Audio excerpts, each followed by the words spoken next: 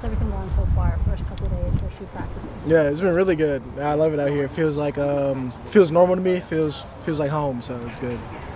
What is it about it that makes it feel like home? Probably the coaching, Coach Tomlin, Coach Smith, Coach Z. Just makes me feel like family. Makes me feel comfortable. Coach me really hard, and I just feel like I'm getting better already. Obviously, you told somebody that you expected to be picked by the Steelers at 51. Did they indicate that to you?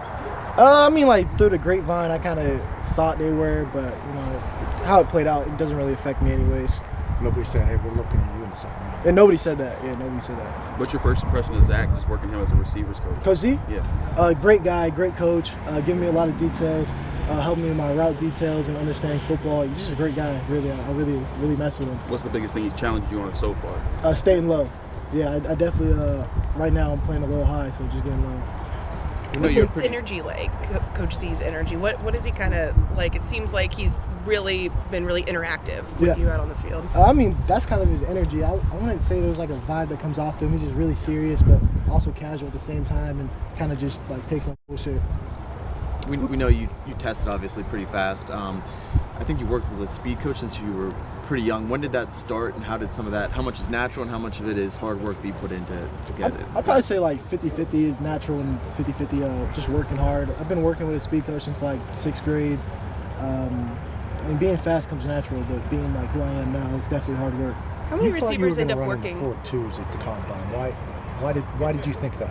I set my goals pretty high for myself. If I feel like if I got 4.2, then that's great. But if I wanted to run a 4.3 and I ran a 4.4, that's not good for me. So I always set my expectations high. But you hadn't run a 4.2s under someone else's watch before that. I mean, I can't say for sure, but How many receivers or football players are working with a speed coach? I mean, how unusual is it not only for you to still be working with one, but to have started that in 6th grade? I mean, I don't work with one right now, but I'm pretty sure probably a lot of receivers probably working with a speed coach or some sort of coach like that who helps them like working their feet work or become faster. How much positional flexibility do you have? How much were you in the slot last year, and how much do you think you might have the potential to bump outside? Yeah. I mean, I can't say for sure. I play both. That's who I am. I feel comfortable playing both. But I can't really put a number on how much I play both sides. I know this is just the baby steps for everybody right now, but where they have you lining up so far with all this work and stuff? I'm just playing wherever they tell me. If it's inside, outside, I'm just going there. So it's probably a little bit of everything right now, maybe. Do you study any of the tape of the offenses of Arthur Smith from Atlanta or Tennessee? What do you kind of take from those that you can see in the very early stages being applied here? I watched the film on Atlanta and Tennessee. I think it's just as far as the receivers, comes to details, footwork, timing, things like that, just being where you're supposed to be at all times. Were you fastest player at Michigan? Coach Smith? Yeah. He's real cool. Were you fastest player at Michigan? I mean, I was probably one of them, yeah, for sure. But you can't say for sure. I mean, we never lined it up in a race, so I don't have the title yet. Okay. How did you end up in Hawaii when both your parents were Michigan natives? Yeah, before I was born, my mom was off there, teaching job out there, so she moved the family out and then had me.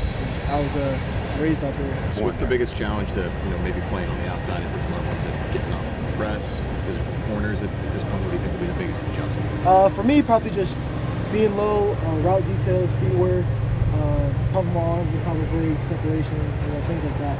I know in a couple weeks we're going to see George Pickens and some of the other receivers get out here. What are you looking forward to with working with those guys here at the facility? Just following them, trying to be like them, trying to be great, learning from them, and just bonding with them for real. Have you had a chance to talk with them or chat or anything, catch up since the draft? Not yet. A lot of guys reached out, but it's different when you meet them. Not a lot of guys in this draft class are people with just potential who didn't play. I mean, all you guys pretty much produced a lot in college, won a lot, national championships, or runners-up in Troy's case. I think that's something that the Steelers were looking for, and is that something that you guys talked about at all as a group? Like me being from Michigan? Just all the production, all the winning, all the experience in this group. I mean, I think that's definitely something Coach Tomlin wants to build around here. There's a bunch of guys who been around a winning culture, know how to win, and do whatever it takes just to win. So. The 4-hour commute when you were in 9th grade, just to school every day.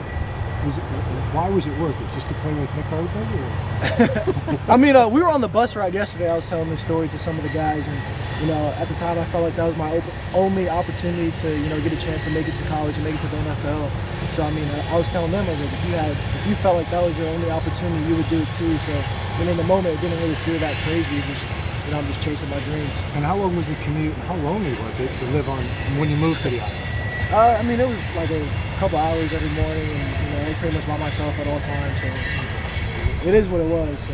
Was it hard? I mean, Yeah, it was. mentally, emotionally? For me, it was really hard, but you know, it made me mature and grow up at a young age, and made me who I am now. Couple more. How did you do this commute? What you know, how was it all coordinated? You pull that off? My dad worked at the airlines, and you know, I used to fly standby, and then get up at like 6, get on the plane, get on the public bus, go to school, and go home after.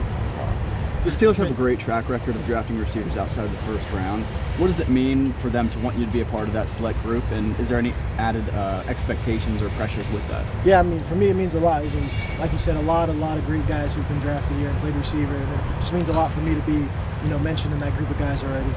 You mentioned route details a couple times. Is that one of the things that's one of your emphasis here, like coming into the professional football? Today, for me, yeah, especially, I'm just working on, you know, staying low, pumping my arms, getting my hips in the right spot, things like that. Who had the better of it at the Senior Bowl, you or Quinn?